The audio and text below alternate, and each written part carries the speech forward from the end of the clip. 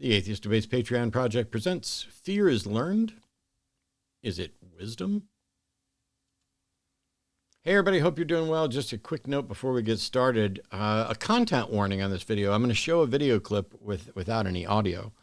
And in the clip, there's going to be snakes and babies. So if you are irrationally fearful of either snakes or babies, or baby toys, who knows, you should just be aware that that's getting ready to happen. And a couple quick notes on snakes. I keep and breed 18 species of snakes, and including carpet pythons, which are in this video. If you see a snake and you don't know what it is, leave it alone. It'll almost certainly leave you alone.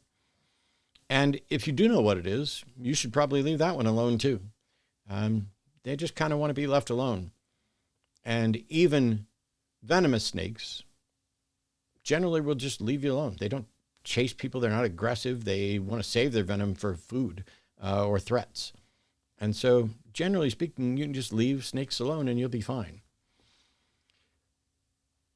This is, though, about fear. And I'll point out right off the bat that they discuss fear here by introducing some carpet pythons to a room with babies in it. Now, the adults in the room are already freaking out, or one of them is just a little bit. Fortunately, the babies don't seem to be able to notice that right off the bat.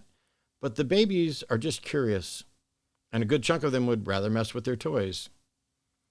And the researchers had pointed out that apart from height, the only other fear that sets in this young is loud noises. And instead, fear of snakes and things like that is a learned behavior because babies are good at observing the people around them and the caretakers that are there. And because of that, they don't begin with a fear of a snake. There may, in fact, be exceptions at some point, but as a general rule, that's the way the fear aspect works. There's even a portion later on where one of the babies basically puts his mouth directly on the snake. Another one grabs it by the head. And you can see these babies aren't at risk. The most that might happen is a bite from a non-venomous animal.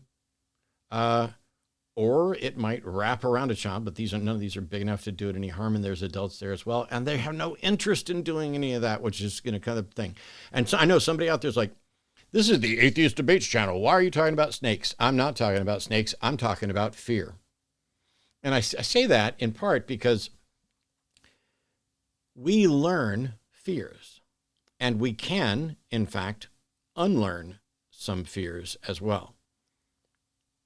How you react impacts how your kids are going to react, or the kids that you're caretakers for. Whether you're a teacher or a parent, kids learn by watching, emulating, and figuring out, hey, I'm going to trust the wisdom of this person over here in that there's something here that I should be concerned about. Because all fear is an emotional reaction to a perceived threat. But that reaction is learned. Now, I'm not remotely saying every fear is irrational. Having respectful consideration for actual threats is perfectly reasonable and good. And having strong reactions and fearful reactions to perceived threats that actually are threats is perfectly reasonable and good. But why on earth would we need a fear or a healthy respect for God? Why would the Bible say that the fear of the Lord is the beginning of wisdom? There's a bunch of Bible verses that address fear. I can go through some of them real quick. Isaiah 41:10 says, "Do not fear, for I'm with you. Do not be dismayed, for I'm your God." John 4:18, "There is no fear in love, but perfect love casts out fear. For fear has to do with punishment, and whoever fears has not been perfected in love." So now the Bible's saying, hey, you shouldn't be afraid. God's with you. You shouldn't be afraid because there's no fear in love. There's no fear in love. That's great. And if God is love and there's no fear in love, then we're good, right? There's nothing to worry about, nothing to consider. Keep your lives free from the love of money. So there we're talking about not fearful, but the fear that God will leave you. Never will I leave you, never will I forsake you.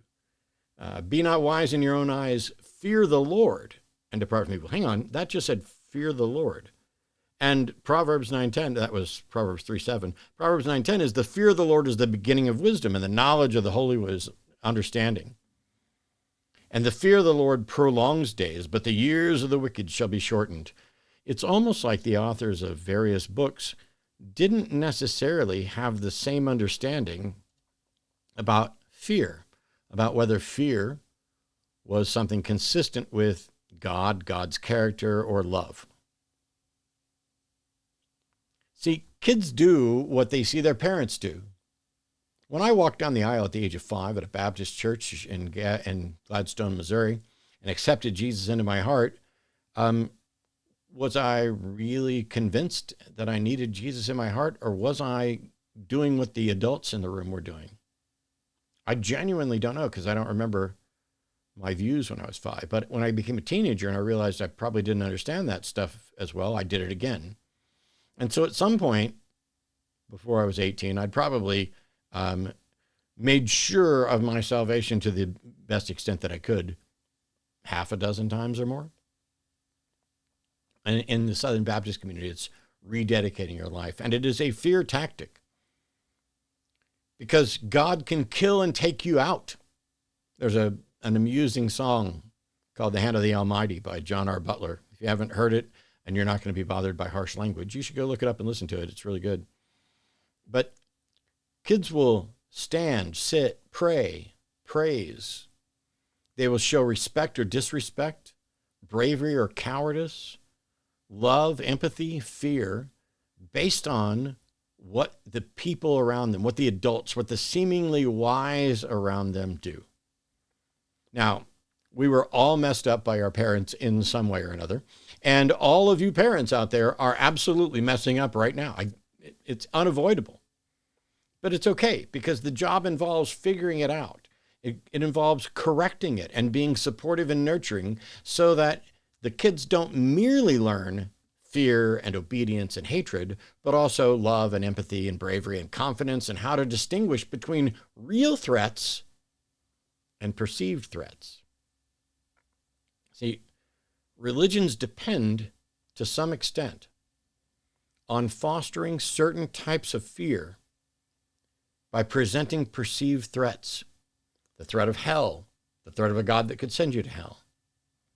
And they need those fears to remain for life, because if you no longer are afraid, and you are free to question, and you are free to explore,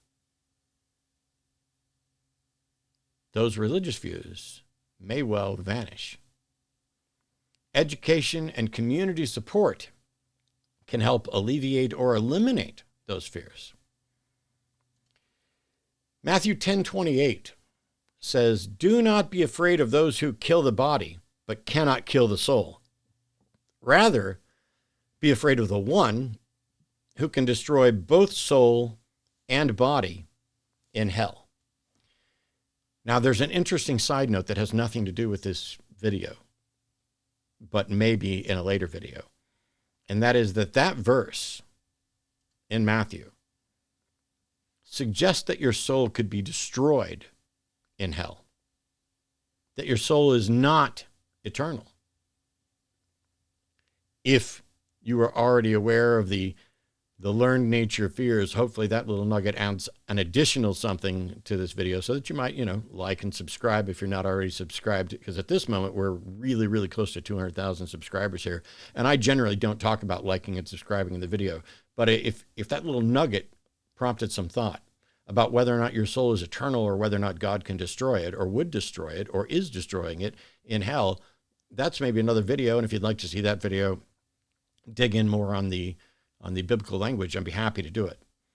But the bulk of that passage is, hey, don't be afraid of snakes and lions and tigers and bears and things that can kill you. Be afraid of God that can destroy you in this life and in the next. That's a really good way to maybe keep some people in line if you can convince them to be afraid. Some people, because of how they were raised or who they are seemingly immune to certain fears. There are some people who have no fear of heights. I don't understand it. I have a healthy respect for heights. I occasionally get nauseous if I'm in a situation and the heights are there. But there are people who don't. There are people who aren't going to be bothered too much by loud noises, even though all of those babies would have been bothered by heights and loud noises. But the fears that we learn and can unlearn say everything about how we're going to live our life. Because you make decisions and you vote based on your beliefs, and your beliefs include what you are afraid of happening.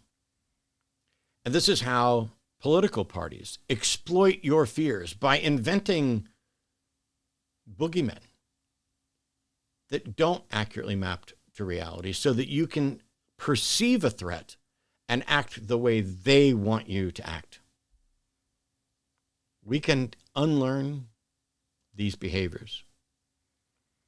And while the Bible wants you to be afraid of God, there's even less good reason to be afraid of God's ghosts and goblins than there is to be afraid of spiders, snakes, and spooky sounds.